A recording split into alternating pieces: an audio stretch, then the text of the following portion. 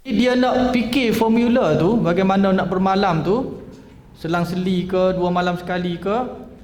Jadi sunat dia fikir formula.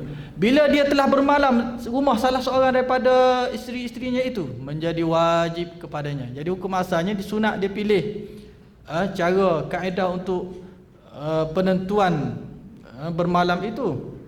Bila dia telah bermalam salah seorang daripada isteri tersebut, menjadi wajib baginya untuk dia bermalam di rumah isterinya yang lain.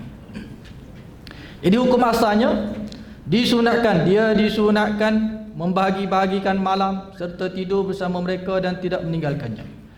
Suami tidak wajib bermalam bersama mereka kerana bermalam adalah haknya, dan dia boleh meninggalkannya. Maknanya kalau contohnya dia tak memilih, bila dia kahwin lebih tu dia tak memilih untuk tinggal bersama dengan mana-mana isteri. Contoh dia duduk seorang, cuma dia pilih rumah mana dia nak bermalam. Jadi dia ada hak, dia tak nak balik dua-dua sekali, semua sekali. Tapi dia kata tetapi ni ada tetapi di sini. Jika dia telah bermalam dengan salah seorang daripada isterinya menggunakan undian, sama ada undian cara tu siapa yang nak dulu, nak kena bermalam dulu, kemudian minggu awal minggu siapa contohnya. Dia juga mesti bila dia telah bermalam, dia menjadi wajib baginya mesti bermalam di rumah isteri-isterinya yang lain. Bila dia telah start mula bermalam, melalui sama ada kaedah yang dia pilih itu, dia buat undian ke, macam ikutlah, terpulang kepada dia lah kaedah tu. Bila dia telah mula bermalam salah seorang daripadanya, setelah undian tu selesai lalu dia pun mula bermalam. Contohnya dengan kaedah undian dia tu, isteri ketiga, dia ada 4 isteri, isteri ketiga dahulu dah, dia pun pergi bermalam rumah isteri yang ketiga, maka telah menjadi wajib baginya untuk bermalam di rumah lain mengikut undian tadi. Wajib. Berdosa lah maksudnya kalau dia mengabaikan giliran bermalam tu. Ketika itu bermalam menjadi wajib demi melaksanakan keadilan terhadap mereka. Jadi tak adil lah kalau dia telah bermalam di rumah isteri ketiga, tiba-tiba giliran isteri pertama, giliran kedua, turn kedua tu dia tak pergi. Tak adil di situ. Fa illam ta'dilu fawahidah lah. Kalau tak rasa tak boleh berlaku adil, maka satu. Tapi dah terlanjur kahwin tu, kena nak tak nak mesti berlaku adil. Kalau tidak berlaku adil, maka dia kena tanggung dan dia kena jawab di akhirat. Tanggungjawab tu. Jadi dalil wajib berlaku adil dan dalam bermalam dan selainnya, nas daripada Al-Quran dan sunnah Nabi sallallahu alaihi wasallam. Allah SWT berfirman dalam surah An-Nisa ayat 3, fa in khiftum alla ta'dilu fawahidatan aw ma malakat aymanukum. Jika kamu bimbang tidak akan berlaku adil. Adil di sini. Maknanya kalau kamu nak poligami, nak kahwin lebih daripada satu, kamu mesti adil. Kalau kamu rasa dengan kamu kahwin lebih daripada satu itu, kamu rasa keadaan kamu ni susah untuk berlaku adil, fawahidah. Kalau ada rasa sedemikian, maka kamu kena kekal satu. Jadi keharusan untuk berpoligami itu terletak kepada perasaan kita, rasa kekuatan kita ini, kemampuan untuk kita nak berlaku adil di antara isteri-isteri tersebut. Ayat di atas menunjukkan kewajipan berlaku adil dalam masalah bermalam bersama dengan isteri-isteri. Itu daripada Al-Quran. Kemudian daripada hadis Nabi sallallahu alaihi wasallam, hadis yang diriwayatkan oleh Imam Abu Daud, man kanat lahum ra'atani famala ila ihdahuma wa 'inda Tirmidzi falam ya'dil bainahuma jaa yaumal qiyamati wa shiqquhu ma'il. Sesiapa yang mempunyai 2 orang isteri, lalu dia cenderung kepada salah seorang daripada mereka. Cenderung di sini bukan bermaksud cenderung dari sudut kasih sayang, perasaan, emosi. Nah, kecenderungan ini maknanya kecenderungan itu untuk tidak berlaku adil. Dia lebih cenderung untuk bermalam di rumah, contohnya isteri baru dia yang kedua. Nah, jadi maka berdosa, dan pada hari akhirat kelak disebut dalam riwayat Tirmizi, lalu dia tidak berlaku adil di antara kedua-duanya, maka pada hari kiamat dia akan datang dalam keadaan separuh badannya sengit. Jadi sengit. Jadi tuan-tuan boleh cek tengoklah. Kalau hari pada mahsyar daripada ramai kawan-kawan kita, rupa kita tak tahu dia kahwin senyap-senyap, contoh. Oh, kamu dulu tak habaq pun, contoh. Tapi mudah-mudahan sesiapa yang ada keinginan tu boleh berlaku adil. Balasan ini hanya diberikan kepada mereka yang meninggalkan perkara yang wajib. Maknanya Allah SWT bagi pembalasan pada hari akhirat kelak berarti meninggalkan sesuatu yang wajib lah, berdosa, dan Allah balas di atas dosa yang dia buat. Dosanya apa? Iaitulah tidak berlaku adil. Dengan sebab tidak berlaku adil di antara isteri-isteri, maka pada hari akhirat kelak Allah balas dengan keadaan fizikal dia ni sengit sebelah. Pada hari akhirat kelak. Aisyah radhiyallahu anha berkata, Nabi SAW melakukan pembahagian kepada semua isteri baginda secara adil. Lalu selepas baginda melaksanakan tanggungjawab tersebut, lalu baginda berdoa kepada Allah SWT setelah selesaikan tanggungjawab tersebut dengan sempurna dari sudut fizikal lah, dari sudut pembahagian tu. Lalu Nabi SAW berdoa, Allahumma hadha qasmi fima amliku. Ya Allah, ya Tuhanku, inilah pembahagian yang aku mampu buat. Mana dari sudut kemampuanku untuk membagi secara adil, ini saja yang termampu. Fala talumni fima tamliku wala amlik. Jangan kamu mencela aku sesuatu yang kamu miliki dan aku tidak miliki. Apa dia? Perasaan. Perasaan ni hanya Allah yang boleh membolak-balikkan. Begitu juga hati kita ni. Sebab itu kita berdoa, ya muqallibal qulub, wahai Tuhan yang membolak-balikkan hati. Jadi hati ni baina asabi'a min isba'aini ar-rahman. Hati ni di antara dua, ni hadis mutasyabihah lah, terletak di antara dua tangan Allah Subhanahu Wa Taala. Hati, mana Allah, maksudnya Allah boleh bolak-balik hati seseorang. Sebab itu kita disunatkan dan disarankan oleh Nabi SAW supaya mendoakan supaya hati kita ini ditetapkan. Allahumma ya muqallibal qulub tsabbit qalbi ala dinika wa ala ta'atik. Wahai Tuhan yang membolak-balikkan hati, tetapkanlah hatiku di atas agama kamu dan juga di atas ketaatan kepadamu. Begitu juga di sini Nabi SAW berdoa kepada Allah Ta'ala supaya jangan mencela baginda SAW dalam perkara yang Allah berkuasa dan dia tidak yang Nabi SAW tidak berkuasa, tidak mampu untuk mengawalnya, iaitulah perasaan hati. Jangan engkau mencelaku pada apa yang engkau miliki tetapi aku tidak miliki, iaitulah perasaanlah. Kasih sayang, contohnya kecenderungan untuk lebih menyayangi salah seorang daripada mana-mana isteri itu tidak diambil kira oleh Allah Subhanahu Wa Taala. Tetapi apa yang diambil kira, yang dipertanggungjawabkan, yang akan menjadi bebanan kepada seorang suami itu adalah dari sudut pembahagian fizikal bermalam tu.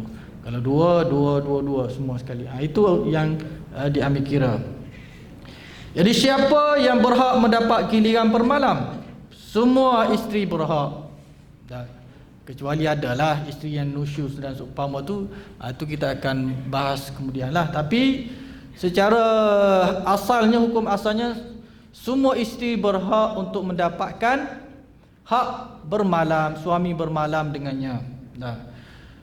Itulah giliran bermalam bersama suaminya, walaupun salah seorang daripada mereka sakit. Walaupun sakit, dia berhak untuk mendapat giliran bermalam daripada suaminya walaupun dia sakit. Tetapi dia boleh, ataupun mana-mana isteri boleh untuk menggugurkan haknya, boleh. Seumpama Saudah oleh kerana beliau telah lanjut usia, lalu dia bagi haknya kepada Aisyah radhiyallahu anha. Boleh menggugurkan hak, tak ada masalah. Contohnya kita kata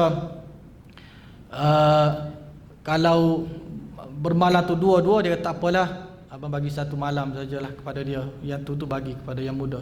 Nah, contohnya dia boleh bertolak ansur dan menggugurkan haknya, tak ada masalah.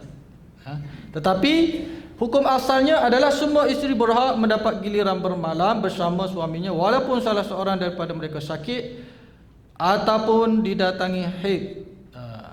Sama ada sakit datang haid, wajib, hak tidak gugur. Ataupun nifas, sekalipun dia melahirkan anak, tidak gugur haknya untuk mendapatkan hak bermalam suaminya, selagi mereka taat dari sudut syarat dia, selama mana mereka tidak berlaku nusyuz ataupun menderhaka kepada suaminya. Kalau berlaku penderhakaan, maka akan gugur hak tersebut. Bagi isteri yang nusyuz, iaitu derhaka, dia tidak berhak mendapat bahagian ini kerana dia telah membatalkan haknya. Mana syariat ataupun syarak telah menggugurkan haknya. Dengan sebab perbuatan derhakanya itu, syarak menggugurkan haknya, hak bermalam. Jadi kerana dia sendiri telah membatalkan haknya melalui penderhakaannya. Kita akan bincangkan mengenai nusyuz. Dia ada hukum dia ada tajuk khusus berkaitan dengan nusyuz selepas ini. Kalau sempat insya-Allah kita tengok. Jadi secara asasnya semua isteri berhak untuk mendapatkan giliran bermalam bersama suaminya, melainkan keadaan khusus tadi, nusyuz. Dan dia boleh menggugurkan haknya kepada madunya yang lain. Cara-cara pembahagian dilakukan, suami diharuskan, mana boleh, memperuntukkan satu malam dan sehari sebelumnya atau lepasnya. Jadi cara tu bagaimana? Kita kata bermalam tu dia bermula macam mana? Jadi bermalam ni bukan kata pergi malam saja, dia akan melibatkan siang juga. Sama ada siang tu, malam kita kata malam, sama ada siang sebelum malam tu ambil di situ sehingga malam, ataupun bermula dengan malam esok siang. Maknanya 24 jam lah, 24 jam. Bermalam sehari itu bermaksud 24 jam, sehari semalaman. Jadi satu malam dan sehari sebelumnya ataupun selepasnya bagi setiap orang isterinya. Jadi sebenarnya sehari semalam dikira bila kita nak kira tu. Jadi kena kira biar detail ni. Jadi kalau siapa yang berpoligami ataupun yang bermadu, ada madu ni, madu tu kena kira. Abang kena balik ni, time dah cukup waktu saya, sampai waktu saya ni. Kena ingatkan suami tu. Jangan duk leka dengan yang muda. Ni masuk turn saya pula ni, ingatkan dia. Jadi bila bermula dengan malam dan siang berikutnya. Sama ada kita ambil malam dulu, kita pergi malam tu. Jadi malam ni bermula dengan apa dalam Islam? Masuk maghrib. Jadi masuk maghrib tu dia kena berada di rumah turn lah, isteri yang mendapat giliran tu. Dan bila dia pergi malam tu, siang berikutnya keesokan, sehinggalah kepada habis waktu asar pada keesokan hari. Itu kira satu hari. Tetapi jika suami bekerja malam seperti jaga, contoh security dan seumpamanya, jadi macam mana dia nak bagi hak bermalam tu? Jadi kalau dia bekerja malam, bermula dengan siang esok tu, kemudian malam selepas itu. Sehari semalam dikira bermula dengan siang dan malam berikutnya. Siang esok tu, siang masuk waktu subuh, kemudian masuk habis waktu isyak esok hari tu. Itu cara pembahagian. Kita nak kata satu hari. Jadi satu hari ni boleh pilih lah. Sama ada kita nak mulakan dengan malam, maka dia akan melibatkan keesokan hari. Ataupun kita nak mulakan dengan siang, dia akan berakhir dengan malam besok. Habis malam tu habis cukup satu hari. Mana biar cukup 24 jam lah. 24 jam. Tak kira lah sama ada bermula dengan malam ataupun bermula dengan siang. Mengikut kepada pembahagian masing-masing dan nature kerja masing-masing lah. Kemudian jika suami tinggal seorang diri, dia kahwin ramai tapi dia duduk seorang-seorang. Dia tengok rumah mana je. Tapi dia bagus. Walaupun dia duduk seorang-seorang, setiap isteri dia ni dia bagi rumah. Isteri pertama ada rumah, ni rumah masing-masing. Jadi dia duduk seorang-seorang. Dia tengok giliran dia ni mana, dia pun pergi. Dia balik rumah dia seorang.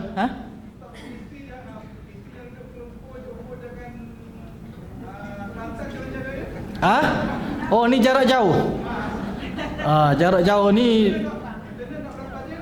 yang ni dia kena ikut kepada nature kerja tu lah. Contoh kita kata kalau jarak jauh, suami kerja Kuala Lumpur, isteri duduk Johor, macam tu kan. Jadi dia boleh balik ke Johor tu hujung minggu saja. Contoh dia bekerja kan, bekerja.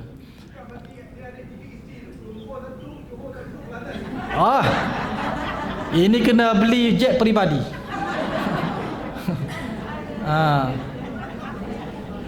Jadi kalau kita nak buat secara adil, betul-betul adil tu, sukarlah dari sudut jarak tu. Yang lebih baiknya kalau dia mampu dia kumpulkan. Dia kahwin lebih, mestilah dia mampu kan. So kalau isterinya yang bekerja di Johor contohnya, dia berhentikan kerja, semua datang kat Kuala Lumpur.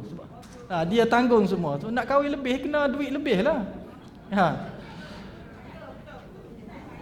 Ya.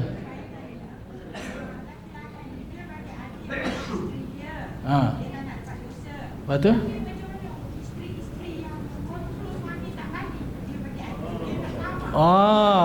Dia nak tamak, dia tak bagi balik rumah madu. Itu suami yang dayus tu. Suami yang dikontrol oleh isteri, suami yang dayus. Dan isteri yang mengkontrol suaminya, isteri yang nusyuz. Isteri yang nusyuz, derhaka. Tak boleh. Dia tak boleh menghalang suaminya melakukan ketaatan kepada Allah Ta'ala. Jadi apa ketaatan kalau berpoligami? Dia mesti membahagikan bermalam secara adil. Kalau dia menyekat sesuatu yang wajib, berdosa isteri itu. Nusyuz. Tak boleh halang. Bahkan isteri yang baik solehah ni, dia kena ingatkan, abang ini turn adik muda. Dah macam tu. Macam tu.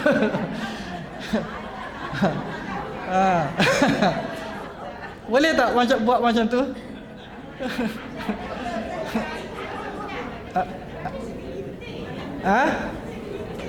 Segelintir saja.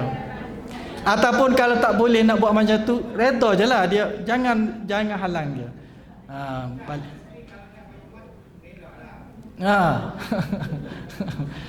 Sedap je sebelah ni sebut. Jadi curi-curi macam mana? Kahwin curi-curi. Itu tidak gentleman tu. Bila curi-curi, dia akan mengabaikan hak bermalam lah. Tak boleh. Sebab tu kalau nak kahwin, kalau nak kahwin lebih, saya mesti berani. Tapi kadang-kadang belah sini dia kata dia bukan takut pada isteri, tapi isteri tak takut kat dia. Itu masalahnya.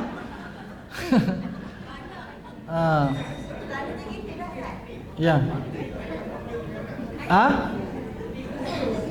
Penghujung. Apa dia? Tip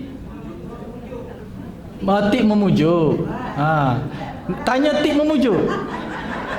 Apa ke? Saya pun tak pernah pujuk lagi. Nak bagi tip kat orang pula.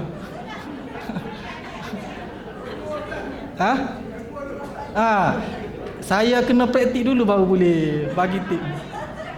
Saya belum praktik lagi. Jadi orang kata kita lima taqulu nama la taf'alu. Kamu bagi tahu orang kamu tak buat. Tak boleh lah. Saya kena buat dulu.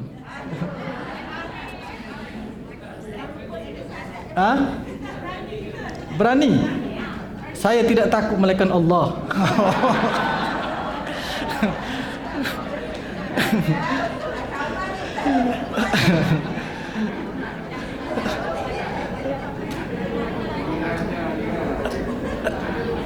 Tidak, itu kita hormat, bukan kata takut, menghormati. Ya?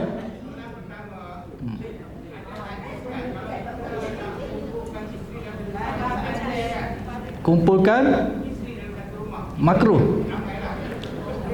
Makruh kena dengan izin. Akan ada di sini. Kena dengan izin isteri tersebut. Kalau dia tak redha tak boleh. Ya.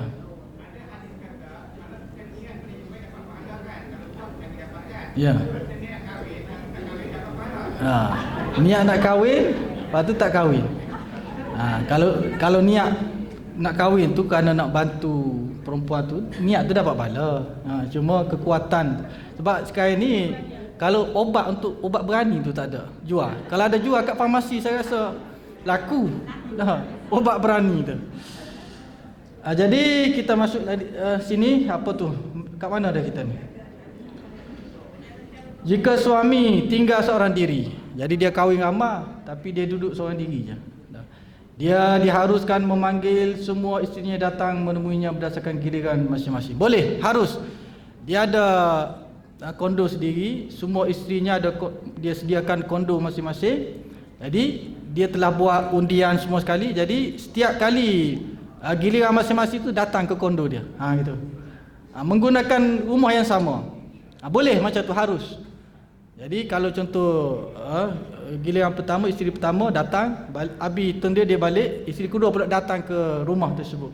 Boleh sedemikian, harus dia kata. Jadi rumah tu rumah berkongsi lah, kongsi. Jadi dia diharuskan memanggil semua isterinya datang menemuinya berdasarkan giliran masing-masing. Boleh demikian. Tetapi yang paling baiknya ialah dia pergi ke setiap rumah mana dia menyediakan rumah dan dia yang pergi mengikut giliran tu. Bukan isterinya datang, dia yang pergi, itu yang afdal, lebih baik. Berdasarkan giliran masing-masing. Kemudian jika suami bermalam di rumah salah seorang daripada isterinya, dia wajib bermalam di rumah semua isterinya lain secara bergilir-gilir selama sehari semalaman. Jadi kalau dia telah mula bermalam, dia buat apa tu undian, cara untuk pembahagian tu, kemudian dia telah mulakan giliran tersebut, maka dia wajib sempurnakan giliran yang lain. Suami diharamkan tinggal di rumah salah seorang daripada isterinya, kemudian memanggil isteri-isterinya yang lain bermalam bersamanya di situ secara bergilir-gilir. Tak boleh macam tu. Haram. Ini kerana datang ke rumah madu adalah menyusahkan mereka, menyusahkan dari sudut perasaan, tak selesa. Jadi dia giliran dengan yang pertama, kemudian dia panggil untuk giliran bila habis yang pertama tu, untuk bagi giliran yang kedua tu dia panggil yang kedua pergi duduk rumah tu, bergilir di situ. Jadi tak boleh macam tu. Jadi akan menyebabkan rasa tak selesa isteri tersebut kerana bukan rumah dia.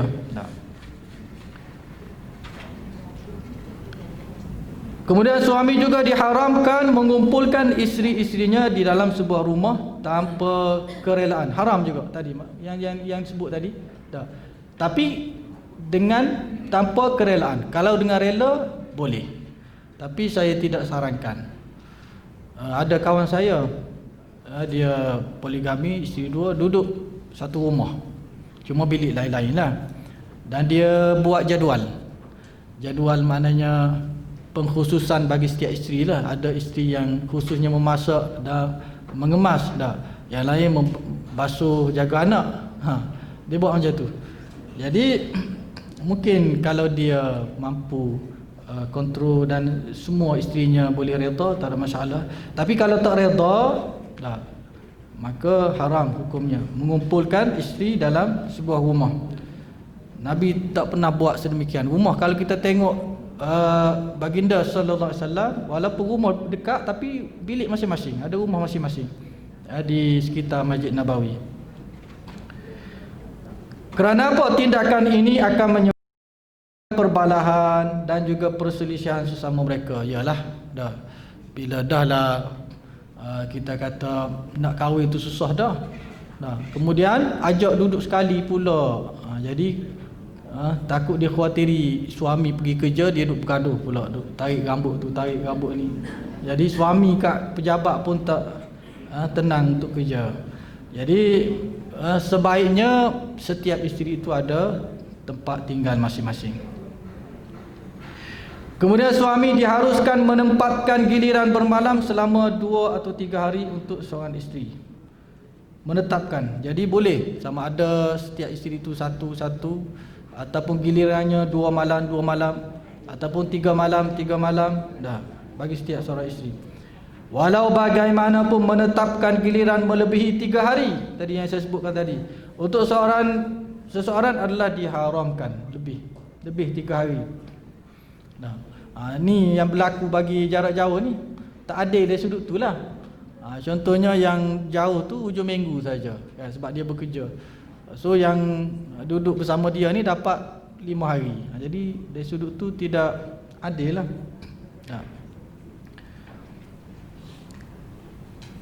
Jadi hukum dia kata sini, menetapkan giliran melebihi 3 hari untuk seorang adalah diharamkan. Ini kerana masa yang panjang akan membebankan mereka. Jadi duduk tunggu nak 3 hari, duduk bilang jam dah. 3 hari lambat abang nak balik ni dah. 4 hari, 5 hari, seminggu dah. Jadi akan membebankan kepada isteri tersebut. Jadi untuk memulakan giliran bermalam di rumah salah seorang daripada isterinya, suami wajib membuat undian. Buat undian pula. Jadi kalau dah tetap tu tak payah undi lah. Kalau dah tetap, contohnya lepas 3 malam rumah ni. Tapi kalau nak buat undian baru, dah nak buat kaedah baru pula, kena undi pula. Contoh kita kata, kita ubah pula, kita 2 malam pula abang. Dah 3 malam ni lama sangat. Lalu nak mulakan giliran baru tu, buat undian, siapa nak mulakan dulu. Siapa situ sekali syarat menyuruh kita supaya berlaku adil. Maknanya kalau kita pilih yang muda, tak adil lah. Saya nak dulu, saya nak dulu contohnya kan. Jadi bila undi tu masing-masing kena reda lah buat undian kan. Pada siang hari suami diharuskan pergi ke rumah isteri yang bukan gilirannya jika ada keperluan. Jadi pada siang, malam tu tak boleh lah. Pada siang sepatutnya giliran pertama, tapi oleh kerana giliran isteri kedua ni telefon kata beras habis contohnya, minyak tak ada nak goreng ikan ni, jadi dia pun pergi beli, pergi hantar, itu saja, jangan singgah pula. Singgah lama takut terjadi sesuatu yang tidak diingini lah. Jadi dia kena boleh dari sudut syaratnya boleh jika ada keperluan. Dia sepatutnya tidak berada di situ dalam tempoh yang lama, tak boleh tempoh yang lama. Maknanya untuk dia selesaikan hajat keperluan saja, kemudian dia terus balik ke giliran asal. Aisyah radhiyallahu anha berkata, pada setiap hari baginda Rasulullah sallallahu alaihi wasallam menjengah kami semua para isteri baginda. Baginda mendekati setiap isterinya tanpa menyentuhnya sehingga sampai ke rumah isteri yang memiliki giliran hari berkenaan. Lalu baginda bermalam bersamanya. Jadi baginda pusing tanya apa keperluan, tanya yang ni pula apa keperluan, balik semula ke giliran asal dan hak yang dapat hak bermalam tu.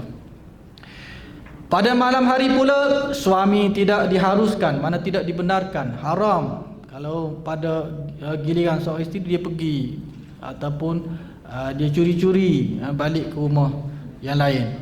Tidak diharuskan pergi ke rumah isteri yang bukan gilirannya, melainkan kerana keperluan yang mendesak seperti sakit yang sangat mudarat, membimbangkan, berlaku kebakaran ke, ada ular yang bisa ke, binatang bisa. Jadi baru dibenarkan. Jadi darurat tu diukur kepada tahap dia lah. Kalau tahap tu sangat bahaya, mana walaupun hak bermalam tu di rumah lain, tapi boleh pergi kerana tahap bahaya tersebut. Kemudian suami wajib mengkhususkan 7 malam ni saya sebutkan tadi tu. Maknanya seminggu lah, berturut-turut kepada anak dara yang baru dikahwininya. Jadi syarak memberikan hak kepada isteri baru. Kalau sekiranya isteri itu seorang perempuan yang dara, 7 hari dia boleh bermalam. 7 hari. Apa dia? Jadi selepas 7 hari itu dia nak mulakan giliran baru, dia buat undian. Dia buat undian semula. Bagi janda yang baru dikahwininya, dia wajib mengkhususkan 3 malam berturut-turut untuknya. Jadi hak bagi isteri baru, bagi janda tu, hak dia bermalam tu 3 hari. Bagi isteri yang dara 7 hari hak dia. Tapi kalau dia nak gugurkan hak dia tak apa, tapi dia dia berhak untuk mendapat hak dia ni 7 hari. Kalau baru kahwin. Anas berkata antara sunnah Nabi SAW ialah apabila seorang lelaki mengahwini anak dara selepas mengahwini janda, dia hendaklah tinggal bersama anak dara itu selama 7 hari, kemudian barulah membuat giliran. Jika dia mengahwini seorang janda, dia hendaklah tinggal bersamanya selama 3 malam, kemudian barulah dia membuat giliran. Jadi Rasulullah SAW bersabda, lil bikri sab'un walis sayyibi thalathun. Bagi anak dara 7 malam dan bagi janda pula 3 malam. Ini hak yang diberikan oleh syarak kepada pengantin baru yang baru berpoligami ini, baru menjadi madu ni. Kalau anak dara 7 malam, kalau dara 3 malam. Jika salah seorang daripada isteri memberikan gilirannya kepada madunya, saya sebutkan tadi, menggugurkan haknya. Suami bermalam bersama isteri tersebut selama 2 malam, itulah malam gilirannya dan malam yang dihadiahkan kepadanya. Jadi sepatutnya 1 malam, tapi 1 malam lagi tu salah seorang isteri tu menggugurkan hak bagi kat dia, boleh 2 malam, tak ada masalah. Ataupun dia minta, dia baik kan, dia boleh minta, contohnya minta dengan madu dia, macam mana ni, nak minta abang bermalam sambung lagi 1 malam, boleh tak? Tak. Kalau yang madu tu berbaik hati bagi, tak ada masalah, beres dia kata. Dah contoh. beres ni, nampak? Boleh dia atau boleh belah. Tapi kan jangan gaduh-gaduh lah. Jangan gaduh-gaduh. Baik-baik. Boleh hantar WhatsApp pula kan. Apa khabar? Jika malam itu berturut-turut, suami perlulah bermalam secara berturut-turut. Kalau dia buat secara selepas daripada dia tu giliran yang dia minta tu, boleh terus dia sambunglah. Kalau ada selang-seli, maka selang-seli waktu yang diberi tu kena dia boleh ambil lah, sama ada berturut-turut ataupun selang. Inilah yang telah dilakukan oleh baginda SAW ketika isterinya Saudah binti Zam'ah radhiyallahu anha memberikan gilirannya kepada Aisyah radhiyallahu anha. Aisyah berkata, aku tidak pernah melihat seorang wanita yang lebih aku sukai untuk menjadi sepertinya selain daripada Saudah binti Zam'ah. Jadi Aisyah memuji madunya Saudah kerana memberi hak bermalam kepadanya. Baik dia kata. Kena amal lah. Tapi kalau mampu berlaku adil. Kalau rasa tak berlaku adil, belajar banyak mana pun tak boleh kahwin. Jadi dia kata dia mempunyai kekuatan diri dan ketajaman minda. Aisyah berkata lagi, apabila sudah berumur, iaitulah Saudah ni tua, Saudah memberikan gilirannya bersama Rasulullah kepada Aisyah. Saudah berkata, wahai Rasulullah, aku berikan giliranku kepada Aisyah. Dengan itu Rasulullah membagikan kepada Aisyah 2 hari, iaitu 1 hari kepunyaannya sendiri dan 1 hari lagi yang diberikan oleh Saudah. Jadi dia dapat 2 hari. Jika suami ingin bermusafir, dia hendaklah membuat undian. di antara suami semua isterinya. Isteri yang bertuah akan keluar bermusafir. Ni baru adil. Ni asyik-asyik bawa yang muda je. Dah, ada outstation sikit luar negara bawa yang muda tak boleh. Dah, kena berlaku adil, kena buat undian. Jadi siapa yang naik undian, dialah yang berhak untuk pergi. Sebagaimana kalau kita nak buat mengikut sunnah lah, memang kena ikut sunnah lah. Nah, kalau kita kata setengah orang tu dia kata kenapa nak kahwin lebih, nak ikut sunnah. Jadi ikut sunnah kahwin je. Cara untuk menguruskan tu tak nak ikut. Tak kena ikut bila kata ikut sunnah, kena ikut semua sekali. Nah, bagaimana cara Nabi SAW menguruskan rumah tangga tu. Jadi kalau Nabi nak bermusafir, Nabi akan mengundi di antara isteri-isterinya. Siapa yang kena undi itu, dia akan bawa keluar bermusafir. Macam mana cara undi? Macam ikut kepada masing-masing lah. Buat gulung ke, lidi ke apa, ozus ke. ikut masing-masing. Tali ozus berdepan ya. Ikut kepintaran masing-masing lah cara nak undi tu. Dia tak sebutlah cara undian tu, tapi yang penting ada undian. Aisyah radhiyallahu anha berkata, apabila Rasulullah ingin keluar bermusafir, baginda membuat undian di antara isteri-isterinya. Kemudian baginda bermusafir dengan isteri yang mendapat cabutan undi tersebut. Ini hadis sahih yang diriwayatkan oleh Imam Bukhari rahimahullah. Jadi ada nak tanya ataupun tak puas hati dengan poligami ni? Ya, nanti belakang.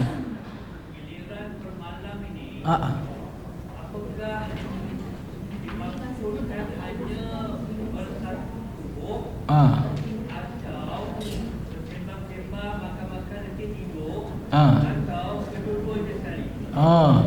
Dia macam ni. Dia hak bermalam tu, hak pergi duduk rumah tu bermula daripada kalau malam maghrib. Jadi aktiviti tu dia masing-masing. Nak sembang saja ke, nak main carom ke, itu tak ada masalah. Aktiviti tu dia terpulang masing-masing. Yang penting hak untuk bermalam pergi duduk. Batang tubuh dia suami tu ada di rumah tu.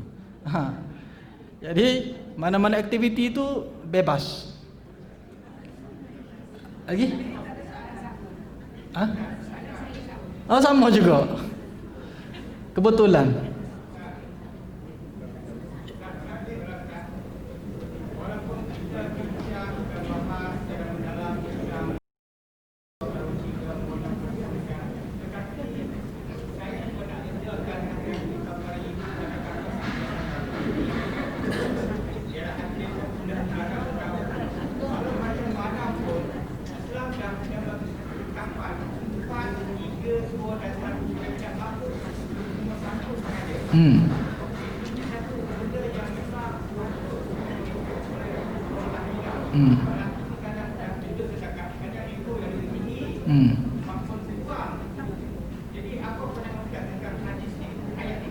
Ayat dia sebagaimana yang kita telah baca sebelum ni dah, hukum berpoligami ni harus dan hukum asalnya dalam poligami ni hukum asalnya dua. Masna, disebut masna, tapi dia sandarkan kepada keadilan tadi. Kalau rasa tak mampu, satu. Kalau mampu, buatlah, tak ada masalah. Boleh berlaku adil, boleh memberi nafkah kepada isteri-isteri. Itu sesuatu yang dibenarkan oleh syarak. Dan dia adalah hukum. Tak boleh siapa menafikannya. Jadi bagi sesiapa yang berkemampuan, silakan. Yang tidak mampu, kekal dengan satu. Dan kalau boleh nak berpoligami ni, dia mesti seorang yang boleh mendidik lah, mentarbiah isterinya. Jangan pandai nak kahwin saja kemudian tak ambil hal tentang pentarbiahan isteri. Begitu juga masalah tadi, kezaliman, berlaku penganiayaan terhadap salah seorang daripada isteri-isteri juga tidak dibenarkan dalam syarak. Mana kalau boleh berlaku adil, tak ada masalah. Sebab itu adalah hukum. Ya. Adil ni kita tengok dari sudut yang fizikal. Fizikal apa dia? Bermalam dia boleh bagi dengan betul, kemudian nafkah. Jadi nafkah yang adil ni meletakkan sesuatu pada tempatnya. Kalau isteri pertama tu 10 orang anak, jadi sesuai dengan 10 orang anak. Isteri baru yang tak ada anak, nafkah dari sudut zahir tu sesuai dengan yang dia seorang, belum ada anak lagi. Jadi kalau boleh berlaku sedemikian, tak ada masalah. Yang penting adil. Kalau tidak berlaku adil, tanggunglah di akhirat kelak. Ya.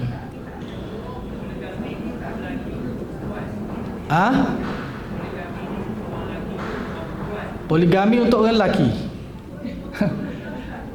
Perempuan tak boleh poligami, kata nak 2 suami macam mana?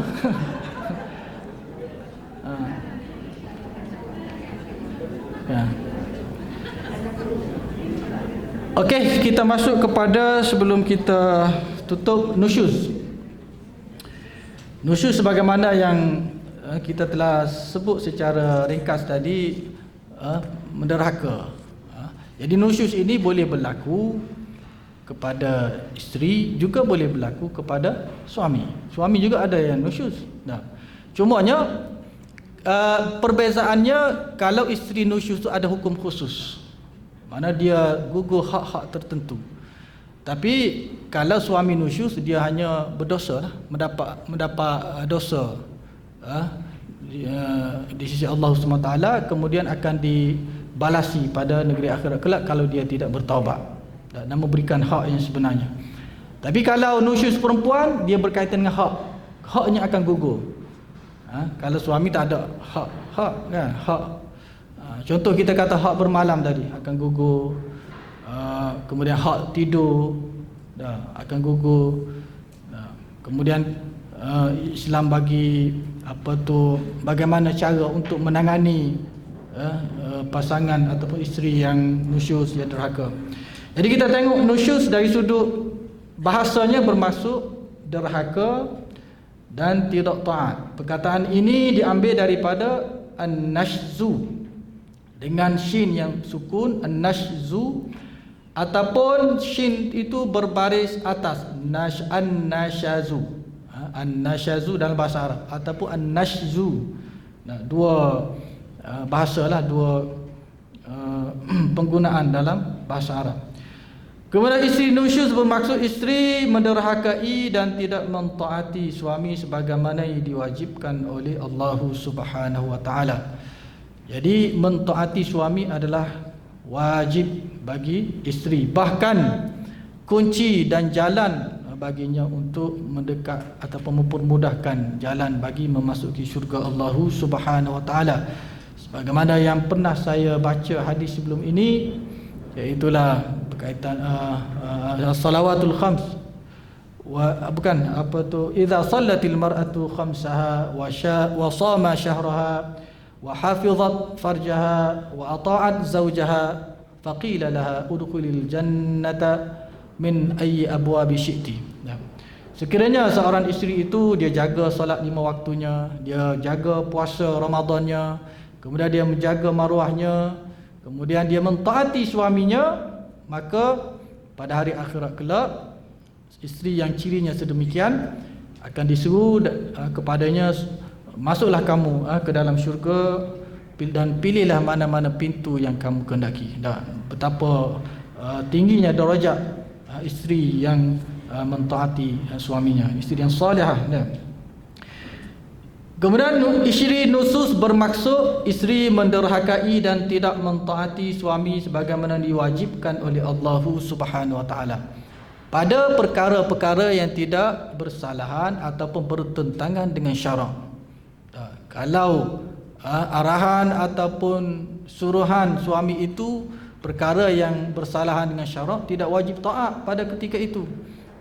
Kerana berdasarkan kepada hadis lain, la ta'ata li makhluqin fi ma'siyatil khaliq. Tidak ada ketaatan sesama makhluk pada perkara yang melanggari perintah Allah Subhanahu Wa Taala.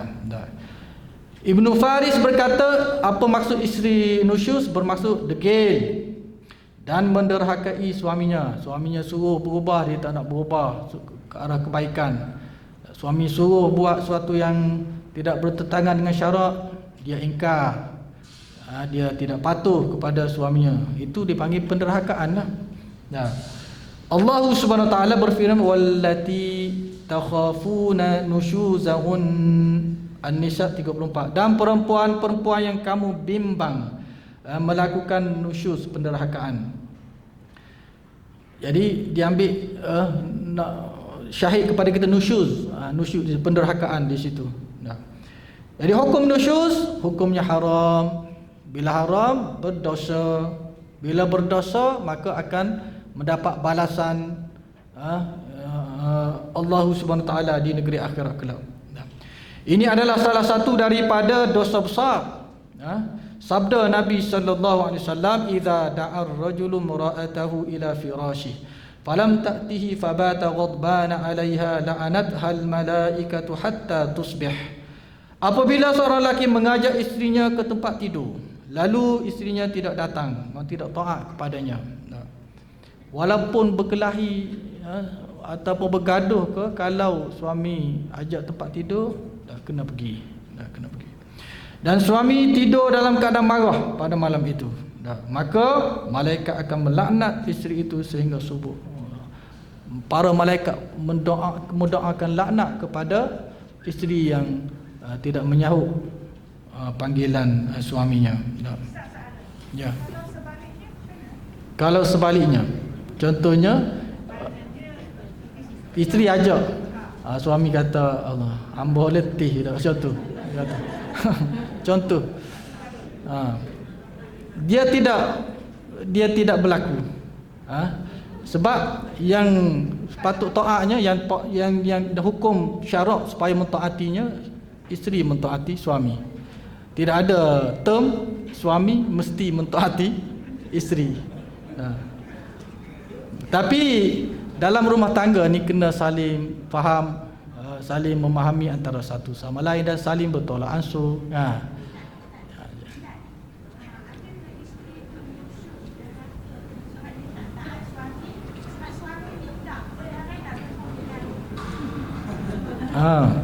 Suami sepatutnya dia tidak ada hak. Tidak ada hak yang diberikan oleh syarak seorang isteri menghalang suaminya untuk kahwin lain. Tak ada hak. Tetapi dia ada hak untuk menasihati. Apa maksud menasihati? Abang ni nak tangguh hamba pun tak boleh. Nak kahwin lain macam mana? Pastinya tidak akan berlaku adil selepas ni, sebab tahu menasihati dia. Tetapi nak menghalang tak boleh. Tidak ada peruntukan dalam syarak.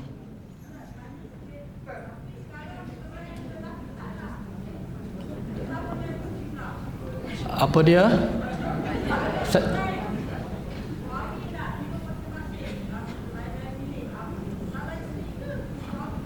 Saya tak dengar.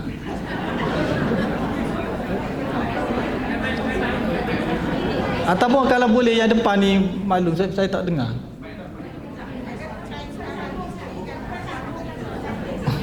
Tu ada mic tu tengah.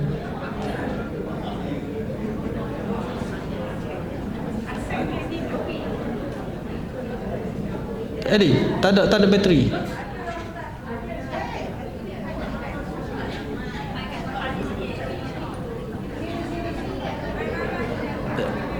Mana?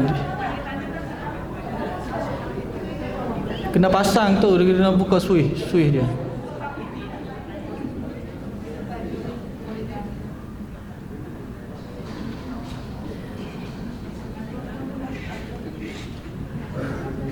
Assalamualaikum Ustaz. Ya, waalaikumsalam. Saya nak tanya, sekarang ni macam trend. Kalau kita ikut memanglah isteri kena ikut perintah suami. Ya. Tapi sekarang suami tak nak.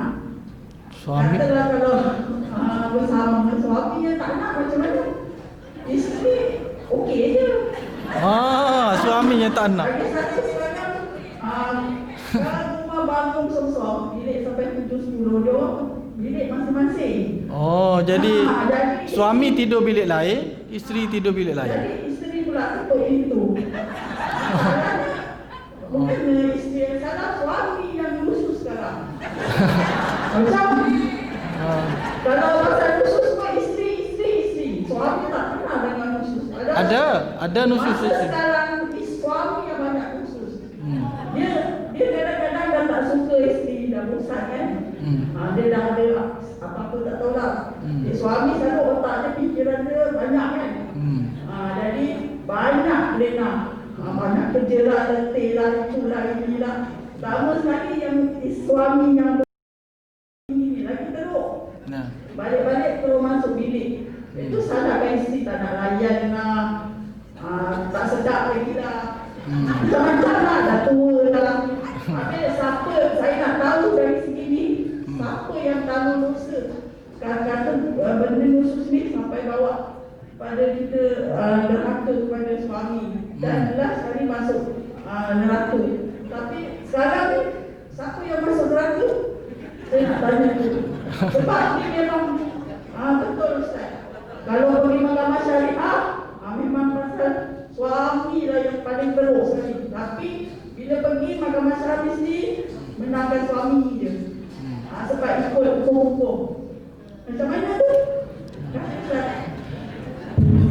Sebagaimana yang disebutkan tadi, kenapa tepuk tangan pula ni? Mewakili. Contoh saja. Tidak ada kaitan hidup dan mati ni. Contoh saja. Jadi nusyuz tadi, sebagaimana kita maklumkan awal tadi, bukan khusus ataupun menjurus kepada isteri saja, ada juga nusyuz suami. Bahkan kita kata yang menjadi kewajipan kepada suami untuk memberi nafkah kepada isteri. Nafkah tu dia ada dua. Nafkah zahir dari sudut pakaian, dari sudut tempat tinggal, dari sudut wang pembelanjaan, kesihatan dan seumpamanya, itu zahir. Batin pun nafkah juga.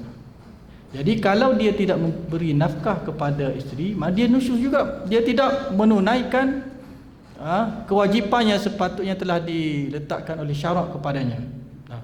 Jadi sebab itu maknanya tidak berbangkitlah kata suami tak berdosa. Suami pun berdosa kalau tidak melunaskan nafkah tersebut.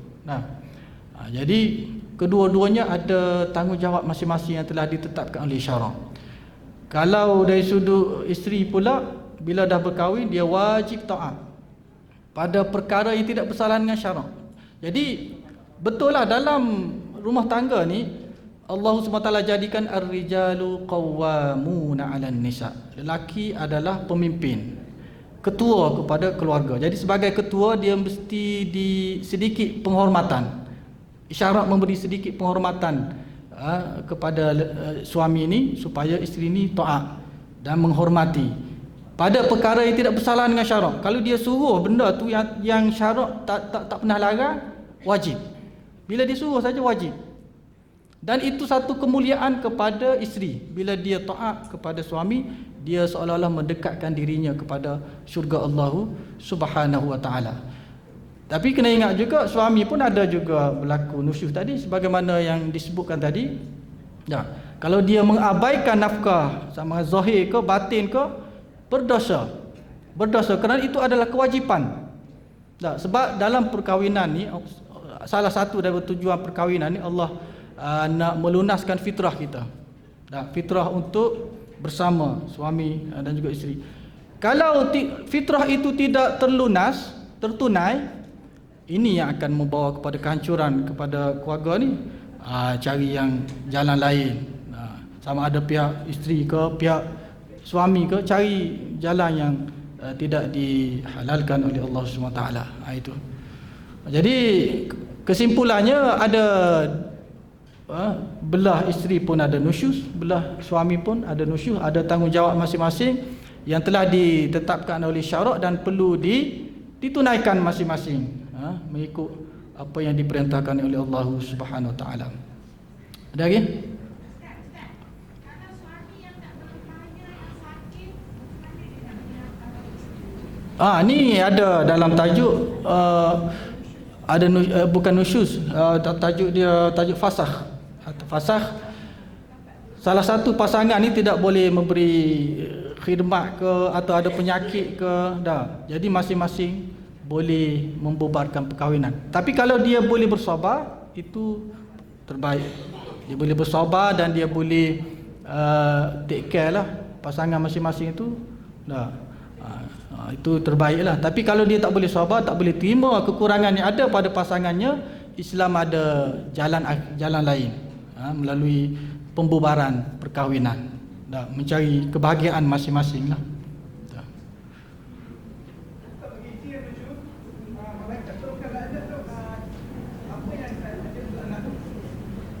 Macam mana?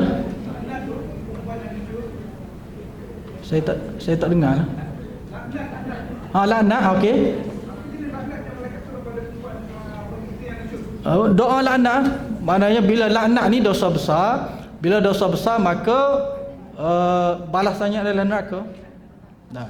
Kecuali dia bertaubat, dia minta maaf balik. Bila bertaubat maknanya dia tidak mengulanginya lagi dan memohon maaf kepada pasangannya. Sebab itu maknanya kalau bolehlah pasangan masing-masing ni kita kena ada dalam sehari ke atau dalam seminggu ke, kalau boleh bermaaf-maafan, minta redha, ya Allah, abang redhalah kepada saya dah. Sebab Nabi SAW sebut ayyuma imra'atin matat wa zawjuha anha radin dakhalatil jannah.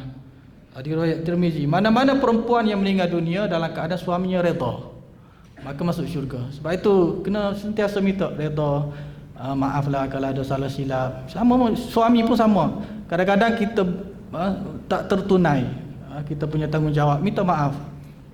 Dan dia pun redha. Jadi Allah sapu baliklah kita punya dosa dengan pengabaian kita itu, kelalaian kita itu. Kadang-kadang kelalaian tu disedari, kadang-kadang tidak disedari. Masing-masing pasangan jangan tunggu anniversary saja nak minta maaf, Kalau boleh hari raya saja minta maaf. Hari raya tu bersalam lah, minta maaf dah. Takutnya tak sampai raya meninggal, macam mana? Kalau boleh seminggu sekali. Kalau setiap malam tu sebelum tidur tu terbaiklah. Sebelum tidur tu minta maaf dulu, sebab kemungkinan tidur tak bangun-bangun. Tidur terus sedar-sedar man rabbuka. Macam mana nak jawab? Ya.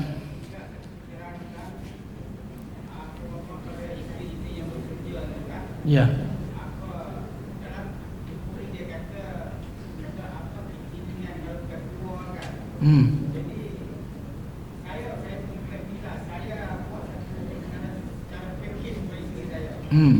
Package apa?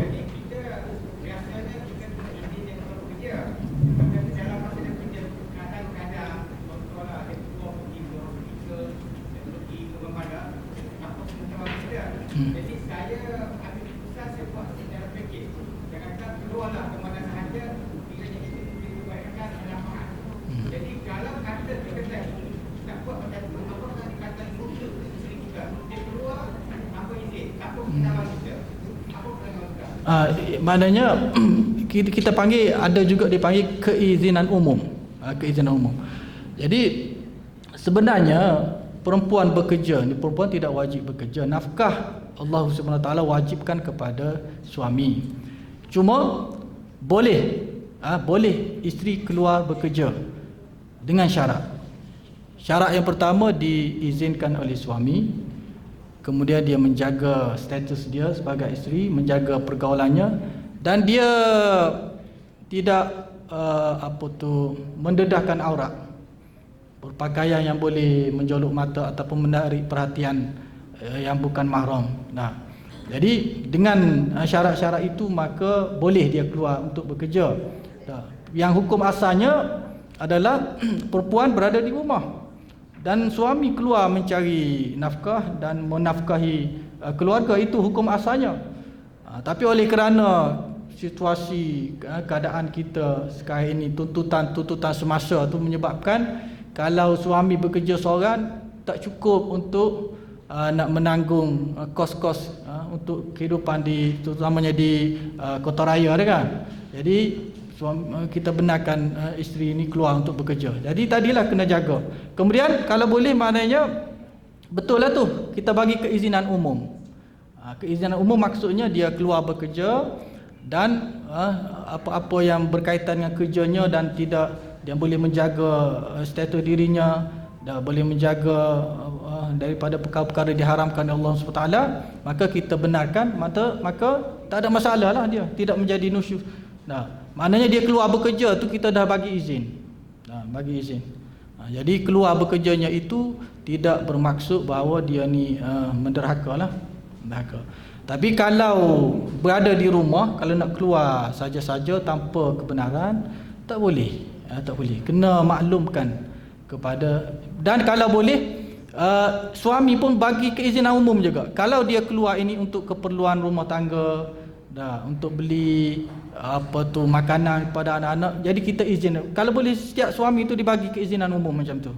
Jadi takkanlah benda-benda kecil pun nak hello, nak WhatsApp, suami nak meeting lagi, nak apa lagi, nak pergi beli ikan ke apa contohnya, nak kena WhatsApp. Jadi bagi pihak suami kita memberikan, kalau bolehlah memberikan keizinan umum.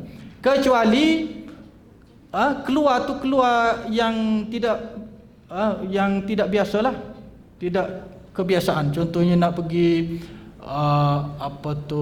keluar yang jauh sikit, melancong ke apa ke, memusafir ke, itu tak boleh. Kena minta izin daripada suami. Bagi isteri-isteri yang bekerja, okey, suami pergi kerja lah. Sampai dia kerja, dia kata sampai minum jangan minum air. Maksud minum air macam mana? Di restoran dia minum air macam tu? Dia kira sesuatu yang kalau dia keizinan umum lah tu, kalau dia keluar di celah-celah tu, dia pergi minum ke apa ke, itu dia di bawah keizinan umum. Kecuali yang luar biasa, daripada tempat kerja tu dia pergi keluar tempat yang jauh, yang tak ada kaitan dengan kerja, itu lain lah, dia kena maklum. Mana kalau di bawah keizinan umum tu tidak masih lagi tidak dikira nusyuz.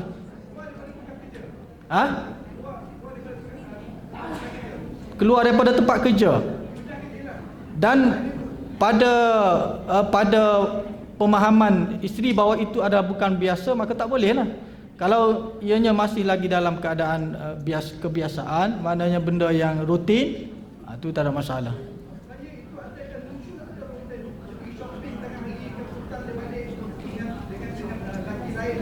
Itu tak boleh. Yang tu tak boleh. Saya cakap tadi, maknanya bila keluar bekerja tu diberi keizinan tu, dia kena jagalah. Jaga dari sudut pergaulan, dari sudut pemakaian dia. Itu. Dia termasuk di situ. Suami tak perlu minta. Yang perlu minta izin adalah isteri.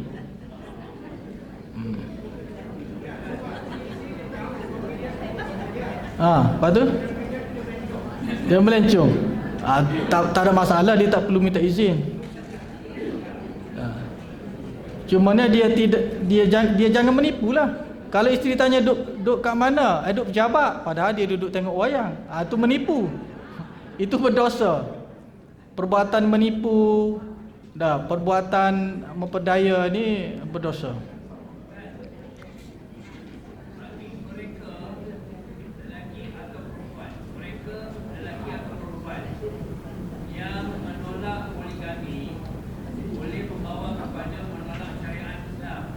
Apa pencerahan Ustaz? Kerana menolak syariat Islam boleh bawa kepada kafir.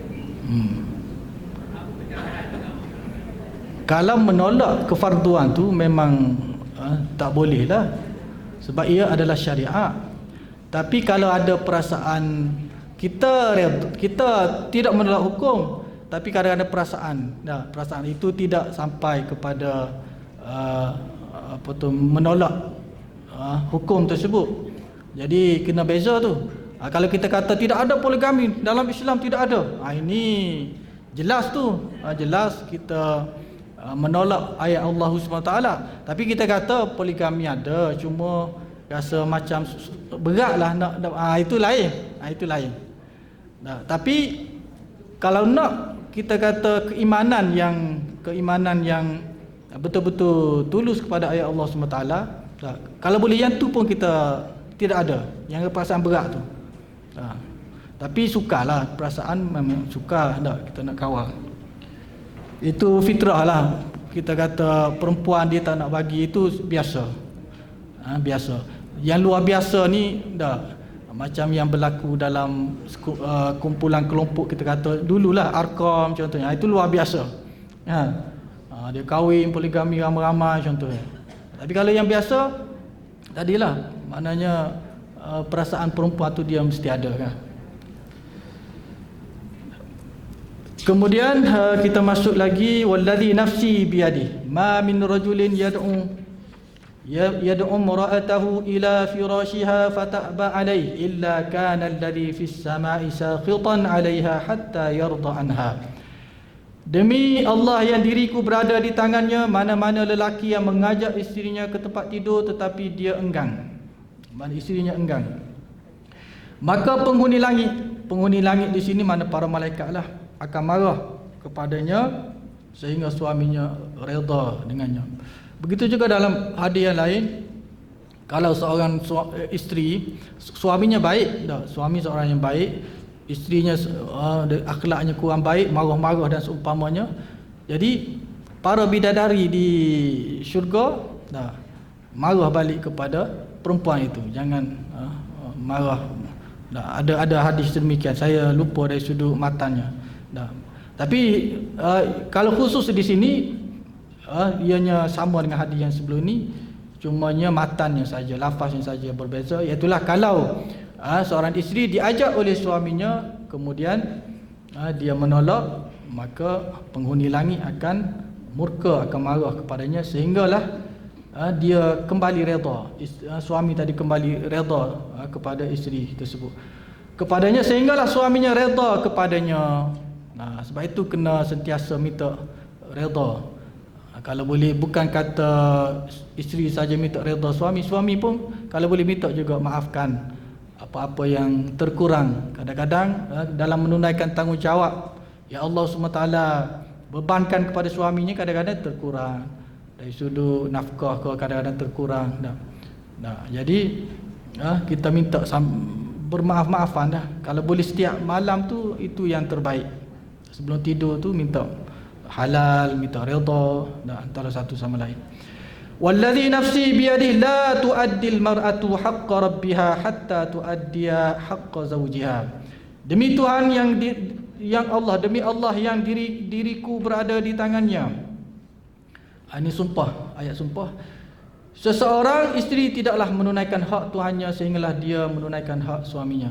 Maknanya seorang isteri kalau nak mendapat redha Allah SWT, dia kena mendapat redha suaminya. Sebagaimana seorang anak itu kalau nak mendapat redha Tuhannya, dia kena mendapat redha kedua ibu bapanya. Ridha Allah fi ridha walidain wa sakhutullahi fi sakhti walidain. Redha Allah pada redha dua ibu bapa, kemudian kemurkaan Allah pada kemurkaan dua ibu bapa. Begitu juga dengan suami isteri pun. Kalau suami tak redha, maka itu petanda bahawa Allah SWT tidak redha. Sebab itu kena sentiasa. Tapi redha tu, redha suami tu mengikut kepada landasan syarak. Kalau kita kata suami solat, suami marah, itu lain. Untuk redha kepada suaminya, itu tidak ada ketaatan pada perkara yang bersalahan dengan syarak. Yang maksud di sini yang tidak bercanggah dengan syarak. Bila suami suruh isteri pada perkara yang tidak bercanggah dengan syarak, dia tak buat, lalu dia tak redha, marah, maka di situ berlaku kemurkaan Allah Subhanahu Wa Taala kepada isteri tersebut. Jadi nak mendapat keredaan Allah Subhanahu Wa Taala, kena mohon keredaan daripada suaminya. Kemudian bagaimana nusyuz itu boleh berlaku? Isteri dikira menderhaka terhadap suami apabila dia tidak lagi taat serta engkar terhadap suaminya. Jadi pada perkara yang tidak bersyarat dengan syarak lah, ya, dia tidak taat. Contohnya isteri keluar rumah tanpa alasan yang munasabah, pergi balik rumah, nak balik rumah ibu bapa isteri pun dia nak balik rumah ibu bapa dia, kena maklum kepada suami. Bukan maklum saja, minta keizinan. Kalau maklum balik baru maklum, dah tak boleh lah, kena minta izin dulu baru keluar. Kemudian dia bermusafir tanpa kebenaran, juga dikira nusyuz, keredaan. Dan isteri tidak membuka pintu supaya suaminya boleh masuk. Ni bila dah bergaduh tu, suami keluar rumah dah nak menenangkan fikiran, balik dia dah lapar ni, malam lapar balik nak tidur tu, dah isteri tukar mangga. Dia buka-buka tak boleh, macam mana ni? Panggil telefon 10 kali call, tidak miss call, tidak berangkat. Itu tak boleh macam tu.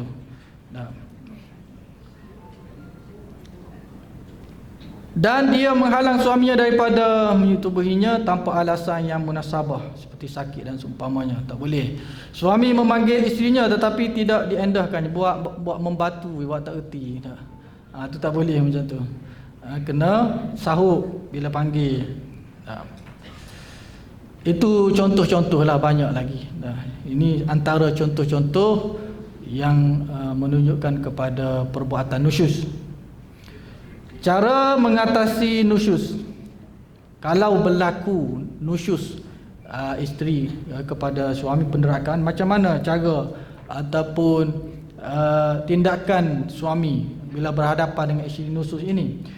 Jika isteri menunjukkan tanda-tanda nusyuz seperti tidak melayani suami, bermasam muka, sebelum ini seorang yang lembut dan ceria dah, tiba-tiba balik mencuka dah, atau bercakap kasar yang luar daripada kebiasaan dah, lahabau ke hawau ke contohlah kasar, sebelum ni tak ada pun cakap macam tu, tiba-tiba keluar macam tu, maka suami digalakkan memberi peringatan mengikut Al-Quran. Fa'idhuhunna, berilah nasihat peringatan kepadanya. Lain sangat abang dengar ni. Dah, belajar kat mana ni? Kat internet ke apa? Kat WhatsApp. Dah, perkataan-perkataan yang kasar, yang pelik. Jadi kita ingatkan balik, tak boleh kata bercakap macam ni dengan suami. Dah, kena cakap lembut, dah, macam tu. Kita bagi peringatan balik, iaitu bergaul dengan baik dan mengiktiraf kedudukan suami, supaya dia menghormati suami. Kemudian suami juga digalakkan memberi amaran dengan mengingatkannya kemurkaan Allah Subhanahu Wa Taala.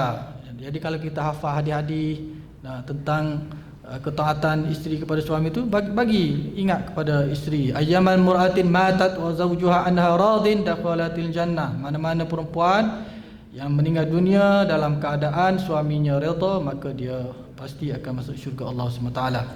Begitu juga hadis yang kita dah baca sebelum ini, idza batatil mar'atu hajiratan firasha zawjiha la'anatha al malaikatu hatta tusbih. Apabila isteri bermalam dengan meninggalkan tempat tidur suaminya, maka malaikat dan akan melaknatnya sehingga subuh. Jadi kita ingatkan, bagi peringatan kepada isteri. Itu langkah pertama.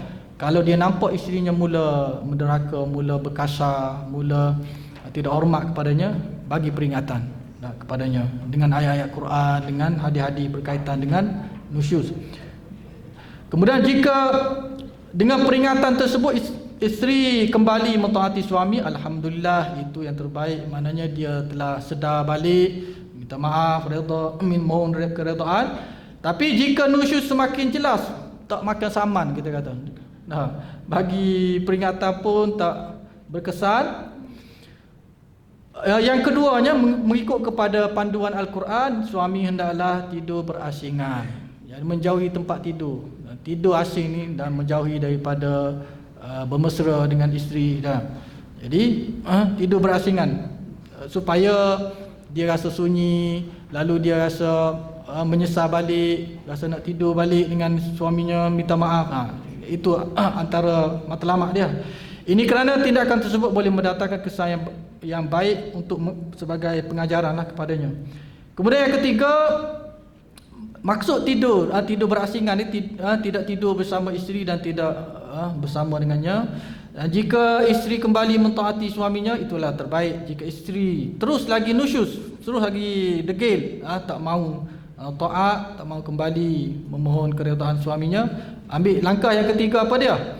Suami boleh memukul isterinya, tapi dengan syarat, bukan dengan kayu golf ni, dengan pukulan mendidik, yang tidak terlalu menyakitkan dan tidak melukakan, tak sampai melukakan, dan tidak mematahkan tulang. Apa patah tulang ini kita kata penderaan. Silap hari bulan suami tu boleh masuk penjara kalau mendera isteri dah. Isteri buat pemeriksaan kesihatan, kemudian buat laporan polis dah. Ini akan darar, dipanggil darar syar'i, darar, kemudaratan kepada isteri dah. Jadi boleh diadu kepada hakim lah. Jadi pukulan, kita kata memukul untuk sekadar membimbing dan memberi nasihat, mendidik supaya dia ni boleh kembali mentaati suaminya.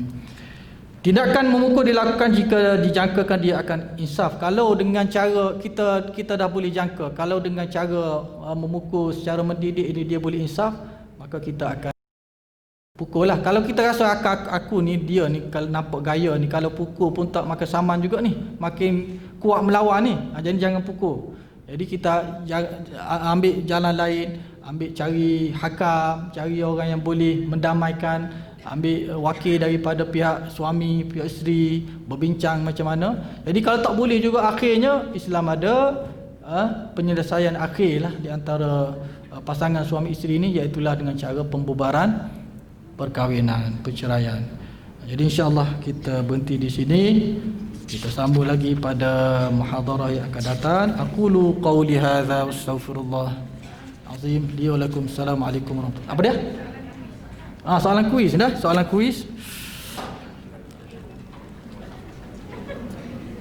3 soalan. Suami hilang. Tajuk suami hilang. Suami telah menghilang diri dan tidak dapat dikesan. Kemudian isteri berkahwin dengan lelaki lain dalam tempoh itu. Apa hukum perkahwinan itu? Dalam tempoh yang kita kata melebihi 4 bulan. Boleh tak dia terus kahwin ke macam mana? Tak apalah, jawab. Jangan jawab sini, jawab tulis. Kita kata 5 bulan lah, lebih 4 bulan, 5 bulan. Okay, suami menghilangkan diri dalam tempoh melebihi 5 bulan, melebihi ataupun melebihi 4 bulan. Kemudian si isteri berkahwin dengan lelaki lain, adakah sah perkahwinan itu? 4 bulan. Tak ada khabar berita. Melebihi 4 bulan ataupun 5 bulan sama. Kemudian si isteri berkahwin lain, apakah status perkahwinan itu? 1. Kedua,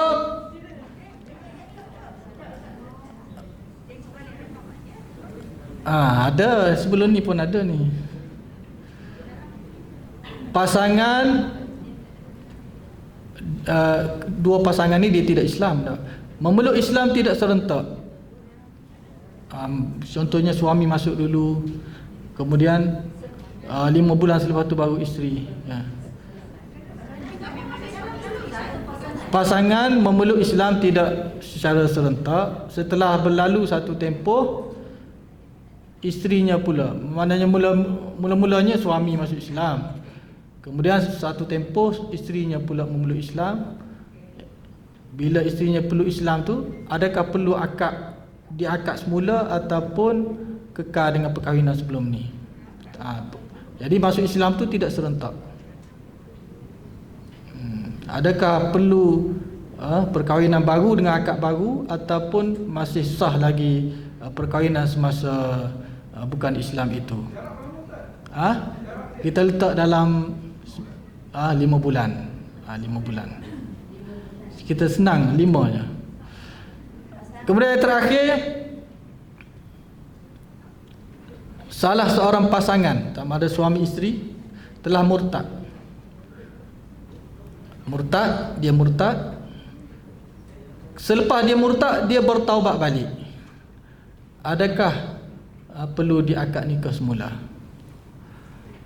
Ataupun perkahwinan sebelum ni masih sah? Tu. Minggu depan hantar kat Ustaz Hamizah. Murtad, kemudian sebab dia masuk Islam balik. 5 bulan juga. Senang. Kemudian dia insah balik dan dia masuk Islam balik, adakah dia perlu diakad semula? Dia kembali kepada perkahwinan. Bila murtad kita kata bercerai kan? Nak kembali semula sebagai pasangan macam mana? Adakah sah lagi ikatan sebelum ni ataupun kena akad balik? Itu. Jadi itu saja. Aqulu qawli hadza astaghfirullahal azim li wa lakum. Assalamualaikum warahmatullahi wabarakatuh. Bismillahirrahmanirrahim. Allahumma faqihna fid din wa 'allimna at-ta'wil. Allahumma ij'alna minal ulama'il 'amilin. Allahumma ij'alna minal ladzina yastami'una al-qawla fayattabi'una ahsanah. Rabbana atina fid dunya hasanah wa fil akhirati hasanatan wa qina adzabannar. Walhamdulillahi rabbil alamin.